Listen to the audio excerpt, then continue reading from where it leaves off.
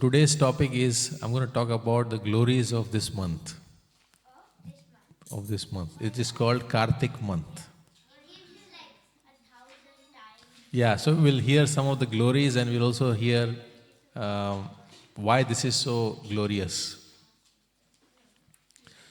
So our condition here in this material world is like, are you listening? So our condition in this material world is like a boy who has gone to the marketplace with his parents, and then he looks at all these very attractive playthings and he goes and starts playing with them. And he gets so engrossed in playing that he completely forgets his parents and he also forgets his way back home. And he just keeps playing from you know how you go to the carnival and you have all these different things to play with? So this boy got so engrossed in playing that he completely forgot about his parents and he also completely forgot about his way back home. And since then he has just been playing. So we are also like that. We were all in the spiritual world with our Father, Krishna, and we came here because of our misuse of our free will, and we started playing with the material energy. And since then we have been just playing. So we have, in our play, we have become so engrossed that we have completely forgotten our parents and we have completely forgotten our way back home. We just think this is life, that's it, there is nothing more to it. So we are just playing. You know, sometimes we are playing as a male, sometimes you are playing as a female, sometimes you are playing as a dog, sometimes you are playing as an animal, sometimes you are playing as a demigod. Different things we are doing in different lives. But we don't understand that this is not our home, this is not where we belong. We belong to the spiritual world. And Krishna, knowing that my children have forgotten me, he has made a lot of arrangements by which these lost children, like all of us, can go back to him. What are some of the ways by which we can go back to him? Krishna has made a lot of arrangements. Service to God, yes. Bhakti, scriptures. He has given scriptures. Then in the scriptures you find a lot of instructions about what to do, what not to do, what are the festivals to observe, who he is, how to serve him, what are his devotees, where does he stay, what is his address. All the details are given in the scriptures. So scriptures are there for us to remind us that you don't belong here, you belong to the spiritual world. And there are so many ways by which Krishna has made it easier for us to remember him. Through Bhagavad Gita, Srimad Bhagavatam, Sadhu Sang, chanting the holy names. So many ways are there. But even then, we see many people are not interested. They are so busy playing that they are still not interested. They think, no, we don't want to go back home. We think we are happy here. But Krishna, being extremely merciful, sometimes he makes it even more easier for even those who are not interested in scriptures. And that's why there are times when Krishna makes himself very accessible and he gives his extra mercy. And that times is this month of Kartik. Because here, normally in other months, whatever you do, whatever bhakti you do, you will get result proportionate to your bhakti. But in this month, whatever you do, you get thousands of times benefit. Like let's say you did one little act of bhakti, you will get thousands of times benefit for that. That is the significance of this month. And it is called Kartik month. So why is this called Kartik? Because it is named after Srimati Radharani. Srimati Radharani, as we saw in our last session, is very dear to Lord Krishna. So because she is very dear to Lord Krishna, this month, which is also Radharani's month, is also very dear to Lord Krishna. And so in this month, Lord Krishna is extra, generous to give benefits to anyone who even accidentally does some bhakti. So why is this called Kartik? Because one of the name of Radharani is Kartika. And how did she get this name, Kartika? Radharani's mother's name is Kirtida. And in Vrindavan or Vrajbhumi, the Vrajvasis even called Kirtida as Kirtika. And from Kirtika comes the word Kartika. And that's why this month is called Kartik. So this is a very special month which is very dear to Lord Sri Krishna. So now what I'm going to do is describe some of the glories of this month which is given in scriptures. So I'm going to quote some verses which are specifically glorifying this month.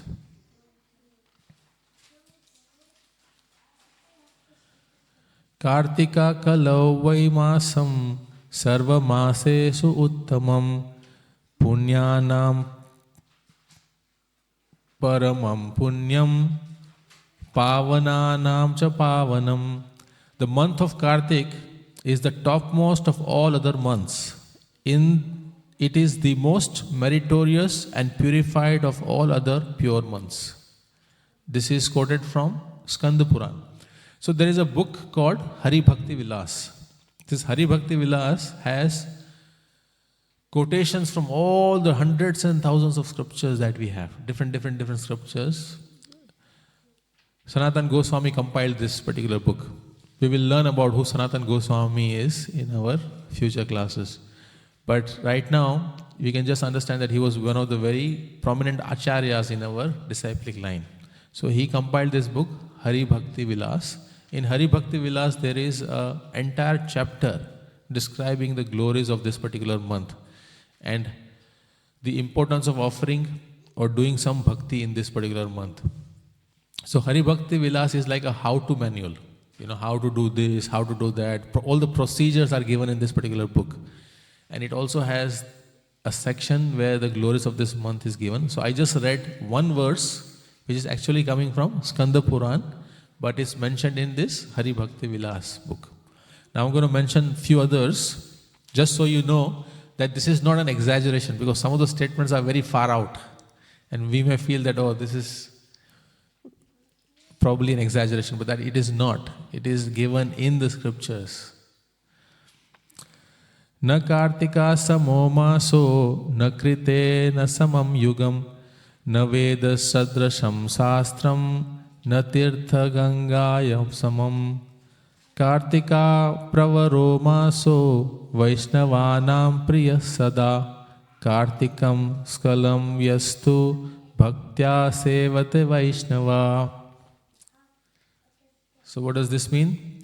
There is no other month equal to Kartik, and there is no other yuga equal to Krita Yuga. Krita Yuga means Satya Yuga.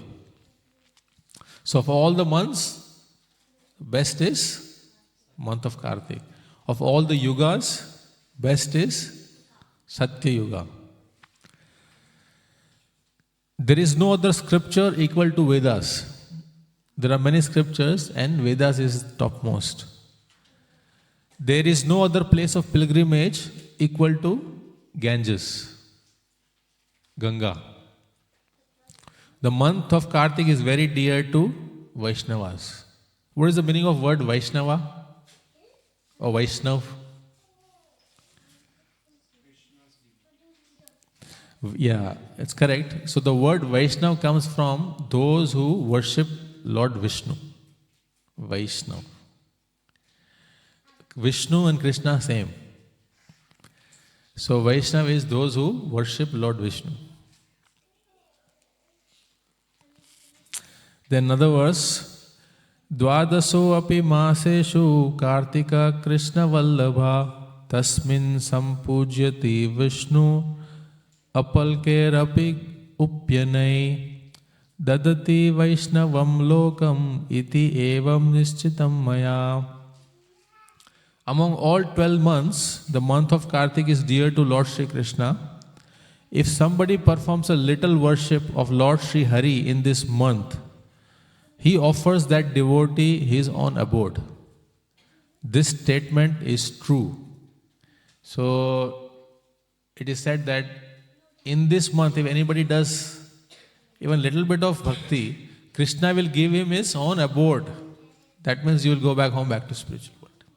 Now, this may sound like a far out statement, isn't it? So, it is said this statement is true. It's part of the verse. So that people may not feel, oh, this is just too lot of exaggeration. It is a fact. Then, Kalpakoti sahasrani patkani bahuni api nimesha ardhena deepasya vilayam yanti kartike. This is very interesting. If even for a short time somebody burns a lamp in the temple of Lord Sri Hari, then whatever sins he has acquired for millions of kalpas, and I'll explain what this kalpa means. One kalpa equals to 1000 yugas, are all destroyed. This is from Skanda Puran. So, let me explain what this kalpa means. One kalpa equals 1 day of Brahmaji. Now, all the children listen very carefully because I'm going to explain how big 1 day of Brahma is. Okay? Are you all ready? So, one kalpa is 1 day of Brahmaji, which is just 12 hours of his day. Brahma's day is divided into day and night. The 12 hours is daytime, another 12 hours is night time. We are just talking about the 12 hours of his daytime. That is one kalpa. Now, in one kalpa, there are 14 manus, 14 manmantras. Okay? How many?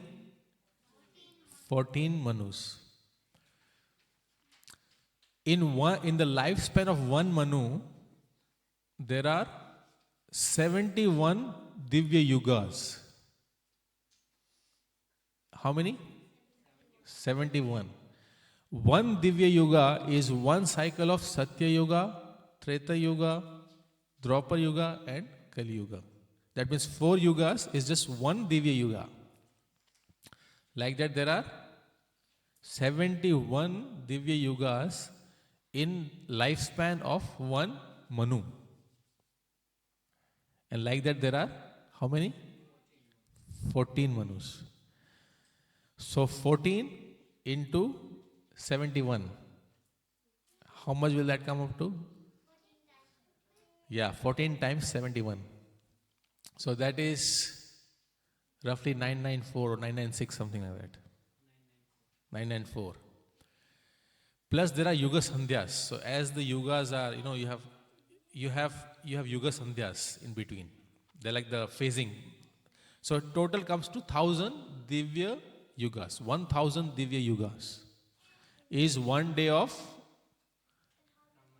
Lord Brahmaji. One divya yuga is one cycle of Satya Yuga, Treta Yuga, Dwapar Yuga and Kali Yuga. Now listen carefully. Please don't listen carefully. Divya Yuga is these 4 yugas. One of them, Kali Yuga, is 432,000 years. Kali Yuga is 432,000 years. Dwapar Yuga is 432,000 times 2. Treta Yuga is 432,000 times 3. And Satya Yuga is 432,000 times 4. If you do this, if you calculate, the total of that will come up to 4 point some billion years. This is just one Divya Yuga. Like that, 1000 times 1000 is one Kalpa, 1 day of Brahmaji. Yes, very big number. That's 1 day of Brahma, and it is said here that when you offer a ghee lamp to Lord Hari in this month, sins accumulated of hundreds of kalpas are destroyed. One kalpa itself is huge. Now here it is said hundreds of kalpas is destroyed. That means a person will become practically sinless if one really, with devotion, offers a ghee lamp to Lord Hari in this month. And that's why after this class, we are going to do that.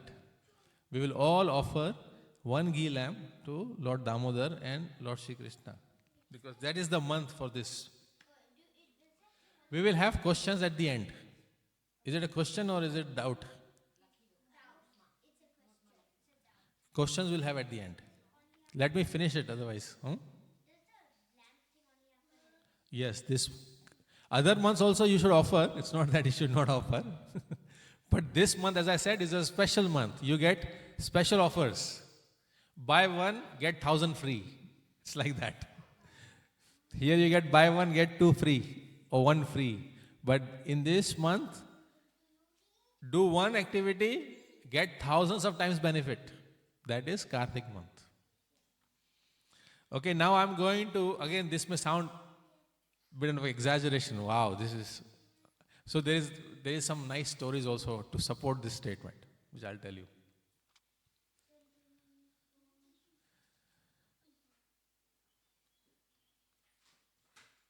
Yatha cha maharnadvahani sarva kastheshu dvasyate tatha cha drishyate dharmo deepadanena samshaya.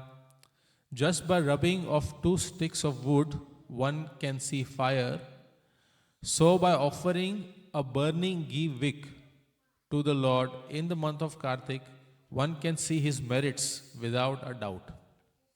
This is from Padma Puran. Just by offering a ghee lamp, you will see the merits. Now, ekadasyam parer dattam deepam prajwalaya mushika manushya durlabham prapya param gatim avapyasa. This particular verse is describing how a small rat obtained a human form immediately in this month. Generally, we have learned, remember, 8.4 million species of life. When do you get human birth? Do you remember?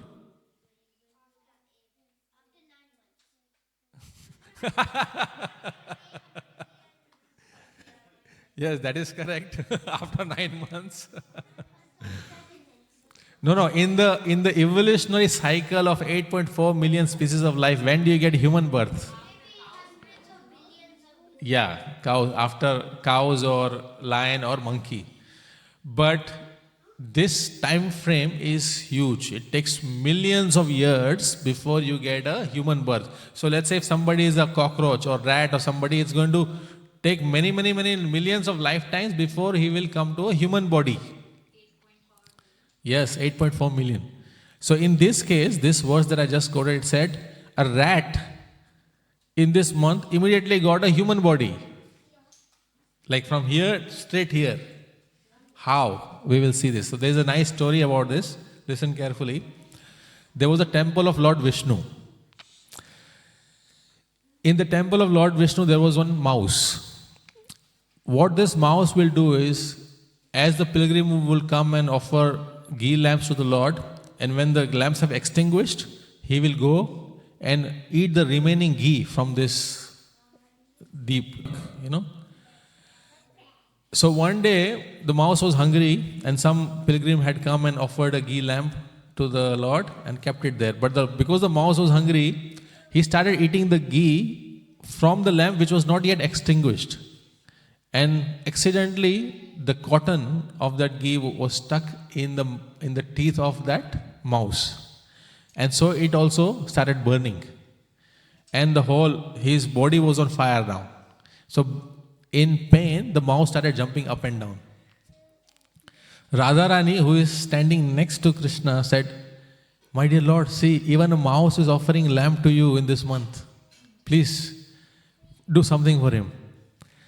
Immediately Krishna, mouse died, he burned and died, that soul in that mouse body got a human birth. Straight. See, there is not even intention to offer a lamp. You know how when we offer the lamp, we go up and down like this? The mouse was jumping up and down. So Radharani said, he's offering lamp to you. Please do something for him. Immediately that mouse got a human birth. Human birth, and then it is said that in that human birth, he practiced Krishna consciousness and actually got liberated. Went back home, back to the spiritual world. So this is not an exaggeration. It is given from scriptures. I just read the verse. Again I'll read. Ekadasyam pare dattam deepam prajlavaya mushika. Mushika means mouse.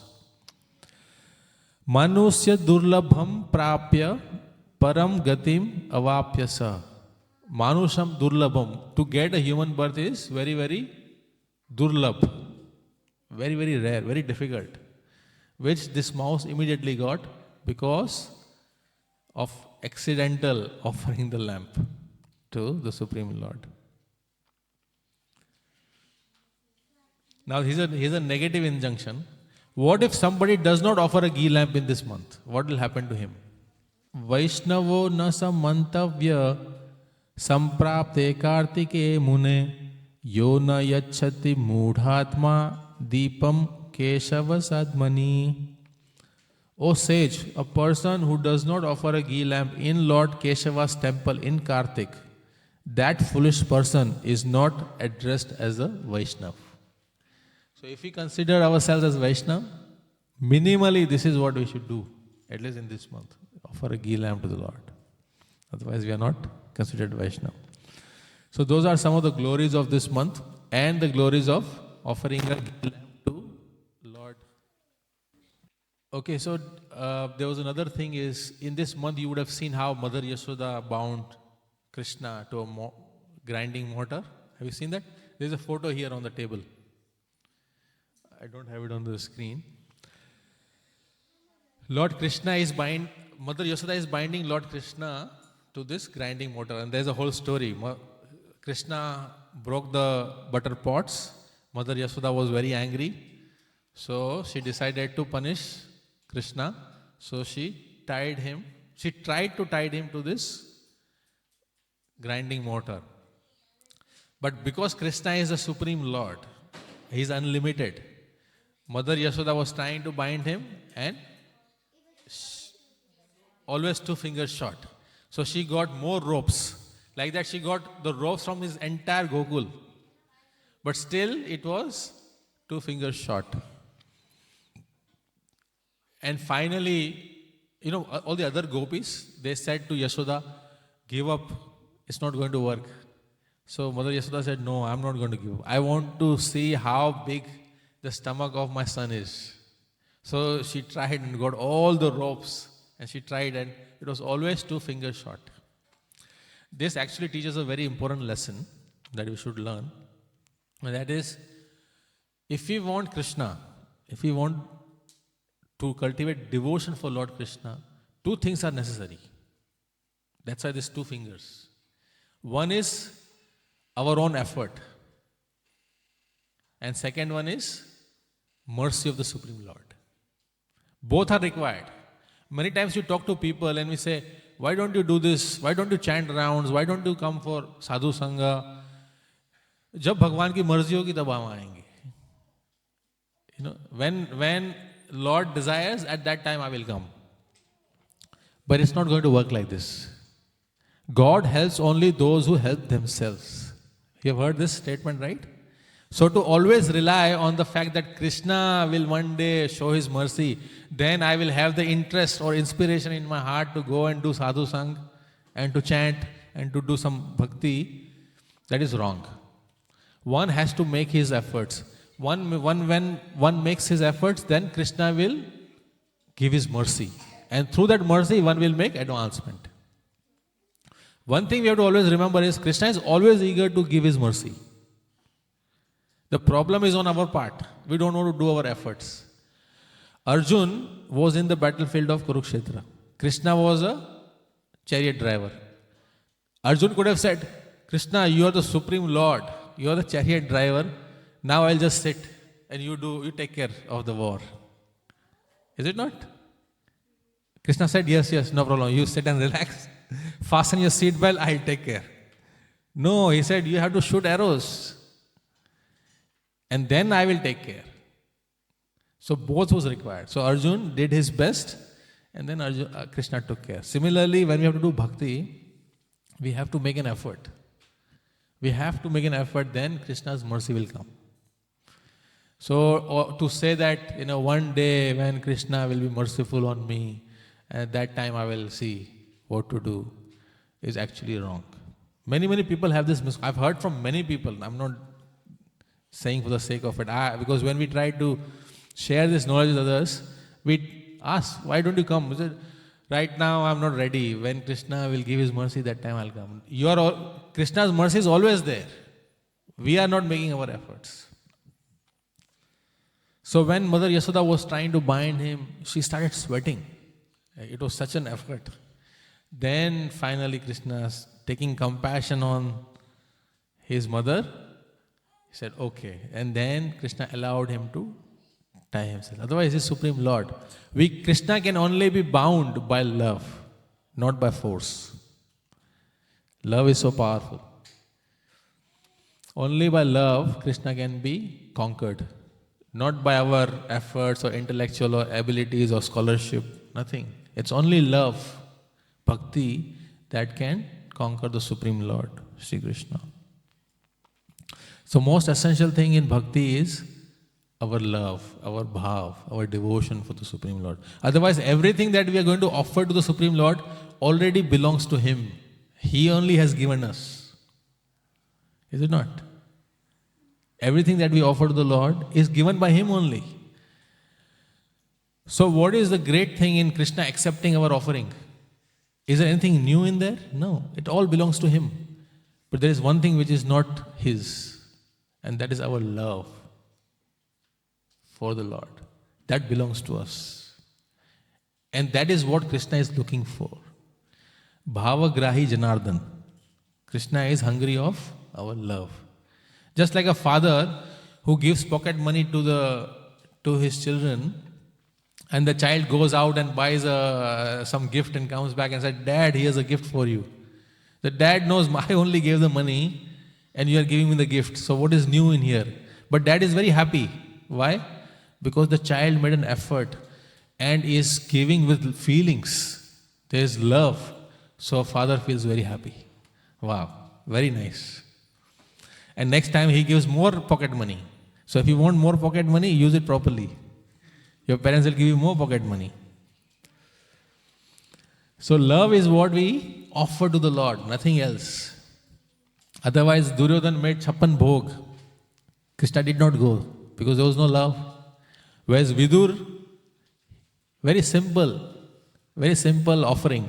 But in fact, it is said, when Krishna came to Vidur's house, his wife was so much in ecstasy seeing Krishna that she was peeling banana and she threw the actual banana out and gave the peels to Krishna. And she was giving the peels and throwing the banana. And Krishna was eating. So when Vidur came, he saw that, what are you doing? You are giving peels to Krishna. You are not giving actual banana. And then she remembered, oh my God, I was so much in ecstasy that I didn't even realize that I'm not giving banana. I'm giving the banana peels to Krishna. But Krishna did not say, no, why? Because love is there. So, other example is of Sabri, correct? Sabri. It was Jhutha bear, but Ram was eating because love is there. So this is what Krishna is looking for. So in this month, this is a great month to express our devotion, even if we don't have devotion. If we just go in front of the Lord and say, my dear Lord, I am completely fallen. I have no qualification. I am most rotten. But I've heard that if I offer you something, you'll be pleased. So with feelings, whatever little feelings I have, I'm offering this to you. Please accept. Krishna will be very happy. And that's it. Your path back home, back to Godhead is opened up. He is so merciful. So he is not really looking for anything more. He is just looking for our love. Some feelings for him. So this month is great month. and we will do this Damodara. So when you offer this ghee lamp, offer with feelings. My dear Lord, I don't even know what I'm doing. I'm just waving this lamp in front of you, but please accept my bhav that I'm trying to please you. And Krishna will accept. So that was the story of Mother Yashoda trying to bind Lord Krishna. This event of binding Lord Krishna originally took place in the spiritual world. In the spiritual world, once Lord Krishna was supposed to meet Radharani. And there was some festival in Krishna's house, so Mother Yashoda hold him back. And so Krishna could not reach on time for the meeting. So Radharani became very angry. Said, you said you'll come at 10 o'clock. It's already 12 o'clock. Why are you so late? So Radharani was very angry. So she took her, the golden waist belt, and she tied Krishna to a pole because of anger. And then Krishna explained, no, I was late because there was a big festival in our house and Mother Yashoda wanted me to be there, and that's why I got late. So when Radharani heard this, she untied him. But Krishna was so happy with this incident of Radharani tying him to a pole. He said, in the material world, one day my mother Yashoda will also bind me like this.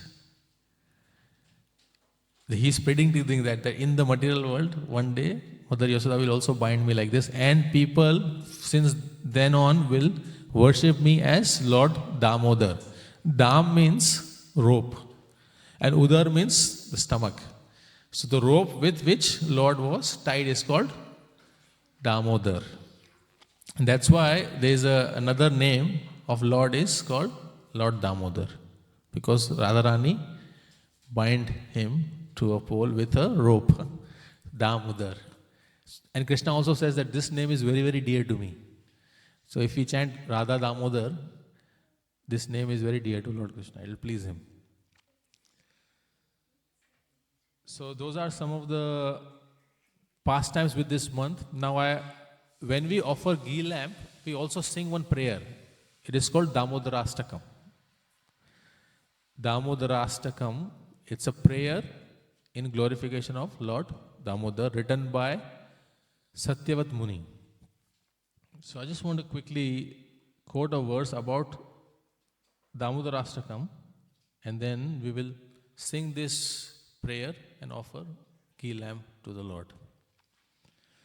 Damodarastakam nama stotram damodararchanam nityam damodarakarshi pathet satyavrtoditam.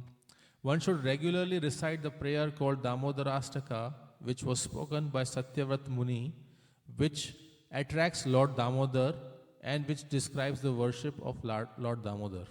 So this particular prayer is very, very dear to Lord Damodar. That's why when we are offering ghee lamp, we also sing this prayer and we offer ghee lamp. So that is what we will do next. Are you all ready? But before that, anybody has any questions? Yeah.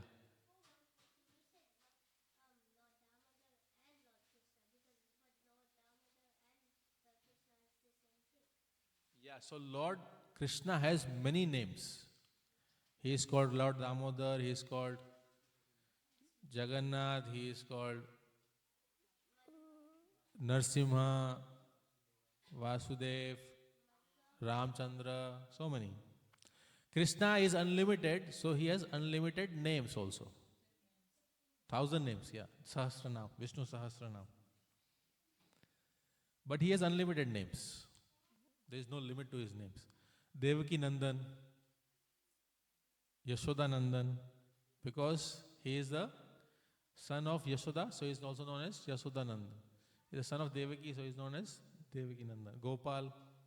Okay, so we'll stop here and then we will do Damodarastakam and offering of ghee lamp. Mataji, are we ready?